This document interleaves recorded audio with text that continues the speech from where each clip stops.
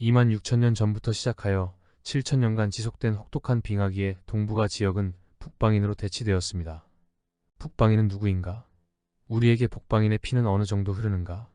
최근 고대인과 현대 아시아인의 유전체를 비교하여 한국인의 기원을 밝힌 울산과기대 연구팀의 연구 결과를 소개합니다. 먼저 지난 동영상에서 다루었던 사피엔스 동북아시아 진출을 간단히 정리합니다. 6만 년 전 이후 아프리카를 출발한 사피엔스는 여러 번에 걸쳐 다양한 경로로 퍼져나갔습니다.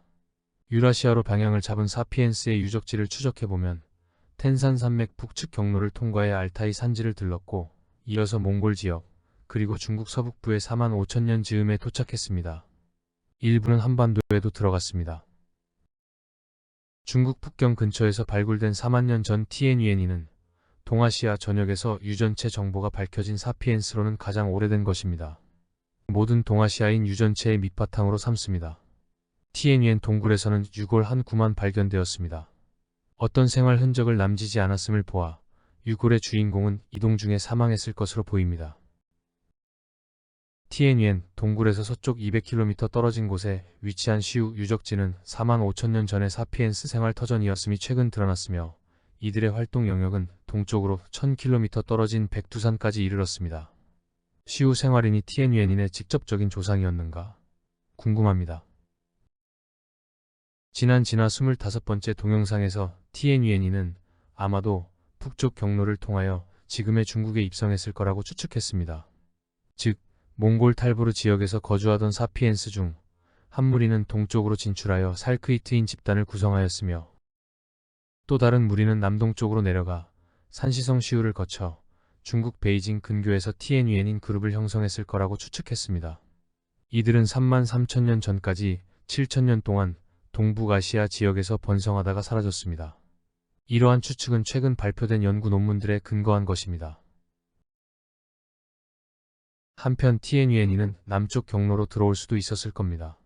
사실 2013년 티엔유엔인 유전체가 밝혀진 이후 중국계 과학자들을 중심으로 8만 년 전에 아프리카를 떠난 사피엔스가 인도 동부 지역과 동남아를 거쳐 북경 근처까지 북상했을 거라는 가설을 제기했습니다. 북에로 전달되는 Y 염색체의 유전적 부동에 의한 변화 추이가 가설에 힘을 실어주었습니다. 이어서 티엔유엔인 이외에 살크이트인과 3만 3천 년 전의 아무르인 유전체가 밝혀집니다. 리치몬드 대 멜린다 양 교수는 이들 유전체와 현존하는 동아시아계 사람들의 유전체를 비교하여 남쪽 경로 가설을 주장하는 논문을 신생학술지에 발표했습니다. 그런데 남쪽 경로 가설은 티엔유엔인 유전체 4 내지 5%에 해당하는 네안데르탈인 유전체의 2차 이입을 설명하지 못합니다. 네안데르탈인 거주 지역을 비켜 이동했으니까요. 또 유전체 분석에만 의존한 추론이기 때문에 고고학적 증거가 뒷받침되지 않습니다. 하여간 가설은 동아시아인 모두가 중국에 살았던 사피엔스의 후손일 수 있음을 암시하지만 의미를 부여할 필요는 없습니다. 지구인 모두는 아프리카에서 기원한 사피엔스의 후손이니까요. 자, 이제 눈을 돌려 사피엔스의 시베리아 진출에 대해 알아보겠습니다. 우리 한민족의 조상은 시베리아 중앙 바이칼 호수에서 살았던 북방인이라고 널리 알려져 있기 때문에 특별한 관심을 가지게 됩니다. 여기 그림은 5만 년 전에서 3만 년 전 사이에 매머드를 사냥하면서 시베리아 북쪽 끝에서 야나 유적지를 구축했던 사피엔스의 이동 경로를 보여줍니다. 야나 유적지는 3만 2천 년 전에서 2만 1000년 사이에 형성되었으며 야나강 삼각주에 있습니다. 푸른 평원 강가 주변 기슭에서 매머드 뼈들이 무더기로 발견되었고 각종 정교한 석기는 물론 동물뼈로 만든 도구들이 발견됩니다. 아무리 북쪽 끝자락이라 하더라도 여름철에는 살기 좋았던 장소였습니다. 유적지에서 3만 1000년 전의 전리 2개가 발굴되었으며 각기 다른 사람의 것입니다. 유전체 분석을 해보니 유럽계가 아시아계보다 2배 정도 더 많이 섞여 있으며 티엔유엔인 조상 유전체 흔적은 20에서 40% 정도였습니다. 과학자들은 3만 8천년 전에 유럽과 동아시아로 진출하는 형제와 갈라진 후 곧바로 야나에 도착했을 걸로 추정합니다. 이들은 2만 6천년부터 시작된 마지막 최대 빙하기에 남쪽 바이칼 호수 근처로 내려왔으며 이 과정에서 동북아시아계 유전체 비중이 높아집니다. 여기 사진을 보면 유럽계와 동아시아계의 모자이크 특징이 현존하는 시베리아인에서 잘 나타납니다. 2023년 고대 환경 정보와 고고학적 증거를 융합시켜 사피엔스의 이동에 관하여 그간 몰랐던 사실을 알려주는 연구 결과가 발표됩니다. 일본 이망연구센터 시코쿠 박사와 미국 캔사스 대학 인류학과 괴벨 교수는 바이칼 호수 바닥과 유적지 강바닥 퇴적물을 채취하여 침엽수림 화분 화석을 분석하였습니다. 결론은 5만 년 전에서 4만 년 전 사이 특별히 따뜻했던 기후가 사피엔스의 시베리아 진출을 촉진했다는 것입니다.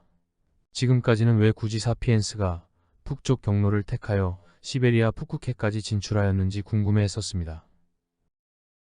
여기 그림에서 그린란드 아이스코어는 북반구 기후 변화의 추이를 보여줍니다. 특별히 흥미로운 부분은 4만 8천에서 4만 년 전 사이 사피엔스가 시베리아와 동북아로 이동과 정착이 있었던 시기에 고온 다습했다는 점입니다. 결과로 바이칼호 주변에는 침엽수와 가문 비나무 숲이 번성했습니다. 4만 년 전 이후 3만 6천 년 전까지는 습도는 높지 않았지만 간헐적으로 따뜻했던 시기가 반복되면서 침엽수림은 광합성 효율이 향상된 떡갈나무 숲으로 대치됩니다. 2만 6천 년에서 1만 7천 년 사이 최대 빙하기 동안에는 초지의 풀마저 사라집니다. 이때 바이칼 사람들은 남쪽으로 이동합니다. 연구자들은 사피엔스의 초창기 시베리아 진출에 대해 다음과 같이 정리합니다. 레반트를 떠난 사피엔스는 카스피의 남단을 통과해 알타이산 부근 카라봄에 도착합니다. 이 유적지에는 5만 년 전에서 4만 년 전 사이에 사피엔스 생활 흔적이 층별로 남아 있습니다. 지속적으로 사피엔스가 유입되었다는 이야기이며 계속 시베리아 북동부로 이동해 바이칼호 주변에 도착합니다.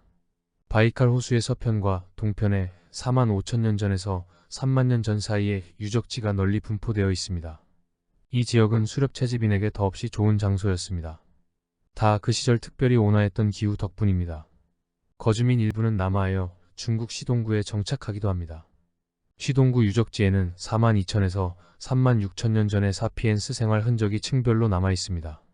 한편 우스트 2심에서 4만 5천 년 전의 유골이 발견되었는데 공동 연구자 괴벨 박사는 이곳은 사피엔스 생활터가 아니고 카라봄에 살았던 사피엔스 유해가 물길에 떠밀려 내려가 묻힌 장소라고 추측합니다. 사피엔스는 카라봄에서 시베리아 북쪽으로 진출하여 3만 2천 년 전 즈음 야나의 정착촌을 형성합니다. 이들 중 일부는 2만 6천 년 전부터 시작된 빙하기에 베링해를 건너 아메리카로 들어갔고 빙하기 최고점에는 야나를 비우고 남하여 바이칼 호수에 정착합니다. 바이칼 주변에서 빙하기를 넘긴 사피엔스는 1만 7천 년 전부터 아무르 지역으로 진출하여 기존 티엔유엔인의 후손을 흡수합니다. 신석기 및 청동기 시대 북방인에 대해 알아보겠습니다. 여기 그림은 바이칼 호수 주변 사피엔스 유적지를 보여줍니다. 바이칼 호수 동편에 보다 안정적인 정착촌이 있었으며 문화적으로 토기를 만들 정도로 앞서 있었습니다. 소위 빗살무늬 또는 질문토기로 보이는데 한반도로 기술이 전수되었다는 설이 있습니다. 빗살무늬 토기는 한반도의 신석기 시대를 대표합니다. 초기는 10,000년 전부터 8,000년 전까지로 잡습니다. 여기 7,700년 전부터 4,500년 전까지의 북방인 분포를 보여주는 그림입니다. 바이칼 서쪽 청동기인에는 유럽인의 흔적이 남아있지만 동쪽에는 줄어 있습니다. 동쪽 끝 악마의 문 동굴이는 고대 북아시아인으로 ANA라 부릅니다. 악마의 문 동굴인 유전체 정보가 울산 과기대와 영국 캠브리지 연구팀의 공동 연구로 2017년 발표되었습니다.